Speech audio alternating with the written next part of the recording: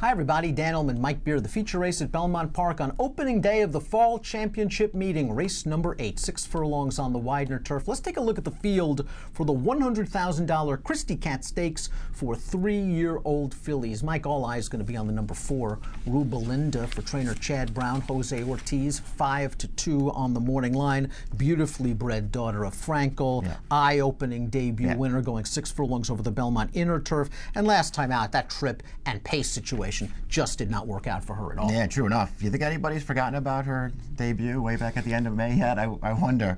That was a pretty impressive thing to see there. She was just really green early, but once she figured it out in the stretch, she really came with a big run in there. That was impressive. And I think you're right about her last race. I mean, I'm just going to chalk it up to her being really unlucky in that race, in a spot where Cherry Lodge I felt like just walked on the lead. This horse got in all kinds of trouble behind horses. I thought she finished just fine at the end. Cutting back to 6 does not bother me at all with her in here. I guess she's the horse to beat. The question is, what kind of price are you going to get? Now, she hasn't gotten out of the gate very, very well in those 2 starts, and she only has 6 furlongs to work with.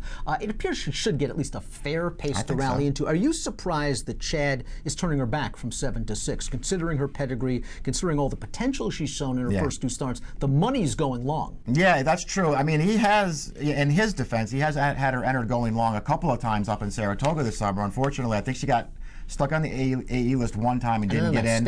And then she was, that was a mistake. And then she got rained off the turf on closing weekend, so she didn't get to run there. And he did try to get her to go long. And maybe this was just the next spot for her. It's a stakes race, $100,000 purse. So they know she can sprint. Let's see what our friends at Timeform US have in store for Rubelinda and the rest of the field. From a pace standpoint, they have Rubelinda far back off the pace, and we expect the one Smiling Causeway to show speed because she's got big gas coming out of the gate. Listen, second best to Morticia 2 starts back. Nothing wrong with that. Morticia's won 5 out of her last 6. Came out of that race at Laurel to win the Coronation Cup at the Spa with an 85 Beyer speed figure. What do you make of all the changes? Back to turf, blinkers on with Smiling Causeway. She's fast, though. Yeah, they took the blinkers off for her last start on the main track, and she did get it done.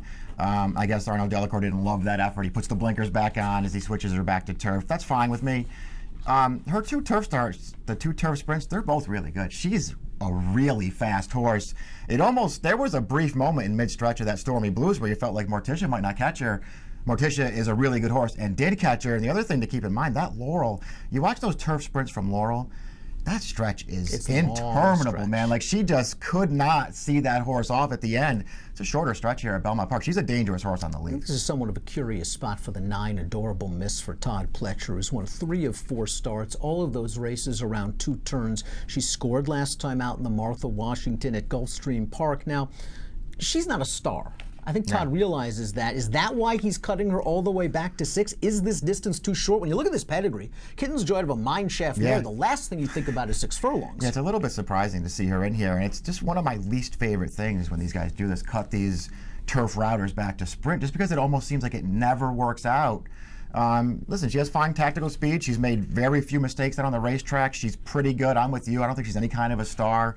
Maybe this is just the right spot for her against these kinds of horses. I don't like her sprinting that much, though. Tickled Pink, the number 10, like the one Smiling Causeway, moving dirt to turf, shipping in from the Mid-Atlantic region. This horse has only tried turf once, and that distance might have been a little bit too far. Yeah, it's interesting. They've only sprinted her once, and that was in her last start where they cut her back and went turf to dirt, and she won. To me, she's way better bred for this kind of a distance to go a little bit shorter.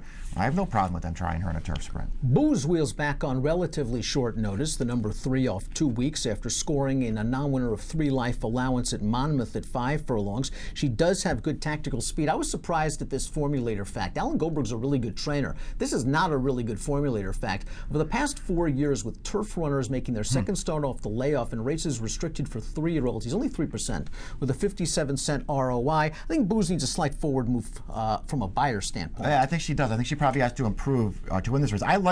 They did a lot of racing with her last year as a 2-year-old in France, and she ran well at a lot of those races. I think she's pretty good. What did you think of her last race at Monmouth? I actually felt like she ran really well in there. Switched to the outside of the top of the stretch. She still had some ground to cover in that race, but she covered it, and she got up at the end of that race, and I think she ran better going the shorter. They went 7 off the layoff over here, and she didn't run great that day at Belmont. I think this distance is better. I think the 6 works for her, and I think if the things get hot and heavy up front, she has enough tactical speed to be close. Manny Franco's riding in career form right now. True. Heavenly Score, the number 5. I thought we had a weak field at Saratoga last time out, and now winners are one other than. She's a really professional, likable Arkansas bred for trainer John Terranova, and you know something? She's probably going to get lost in the shuffle from a wagering standpoint. Yeah, I agree with that. That's why I wouldn't knock her too hard. I don't love the field she beat last time either. She got a perfect trip to win, but she did what she had to do in there. I thought she ran fine in the Coronation Cup, just not quite good enough with a good trip in that race. She's fine. If she's a price, you could bet her. How about Epping Forest? The 6, all of her one-turn sprints are pretty good. Yeah, and last really time out, she came running at Morticia late. She just fell 3/4 of a length short. She really seems to like Belmont Park. There are a lot of things to like. She just needs a little bit of pace because she doesn't have a lot of early speed. And she should get some pace to run it in this race. You're right. All of her turf sprints in particular are really good performances, and she was a good second. She was never beating Morticia in that race last time, but I thought she did well to get up for second in that race. I guess the question I would have is, how much better does it get for her from here? Can she improve again? Because I think she might have to improve again. She's only improved incrementally over her last 3 races, at least from a buyer speed figure standpoint. The 7 is Noble Freud. This is Laverdad's sister? That's right. Noble Freud, successful turf debut, no surprise considering she's a daughter of top New York turf stallion Freud. Positive formulator fact for Chad Brown and Noble Freud. Past 4 years, 3-year-old last out winners turf sprints. 27%, 255 ROI. Wasn't sure that she beat the best horses last time out in that New York bred race. She's going to face a lot more pace this time around, but she's lightly raced, she's well bred, she's well connected, yada yada. Yeah, all those things. And I think the problem, I guess, maybe with all those things that maybe leads to her being a little bit of an underlay in this race. We'll see how they bet it. I'm with you, man. I don't love her last turf. I know that she, got it done in there, but not only was that not a strong field, the pace wasn't fast. 45 and change to the half in a 5.5 furlong turf sprint at Saratoga over those turf courses. She was walking. Let's take a look at our top selections for the $100,000 Christiecat Stakes. Make a case for the number 2, Riley's Choice, 15-1 on the morning line. Good effort in the lone turf start. And that was going long. Yeah, I thought she ran well in that race. I'm a little worried about them cutting her back here to the 6. She did sprint very effectively as a 2-year-old, so maybe it doesn't matter. But she's really bred, especially on the dam side, obviously. Her dam won the Breeders' Cup Filly and Mare Turf, so she wants to go long. This horse is really bred for turf, though. She only got to try it once. I'm with you. I thought she ran really well in that race. Dueled the entire way with the eventual winner, who was, a Mike Maker horse who's 2 for 2 since he switched her to turf. She ran great last time. Obviously, it was an off-the-turf race, but she just crushed that field. I like that she just has that easy kind of speed. I think she'll get a good trip in this race. I think she's meant for turf. I think she'll be a price in this race. And if it wasn't her, for me, it was going to be Rubelinda. I don't really want to bet Rubelinda in this race. I'm going to bet her. 15-1 morning line on the 2 Riley's Choice, going out for a barn that's won with 30% of their starters in 2017. Mike's going 2-4-1-3. I think Rubelinda just takes the next step forward. The trip she had last time out was just brutal from a pace and traffic standpoint. If she gets a clear run here, I'm expecting a similarly good late run as to what she showed in her career debut, and that was pretty good. The problem is price. 5-2 in the morning line. I'd lock it in right now. Not sure I'm going to get it. 4-1-9-5 for me in the $100,000 Christiecat Stakes. If you are playing the Friday Belmont card from home, there's the deal. 10% win place takeout, 10 tracks, $300 cash bonus.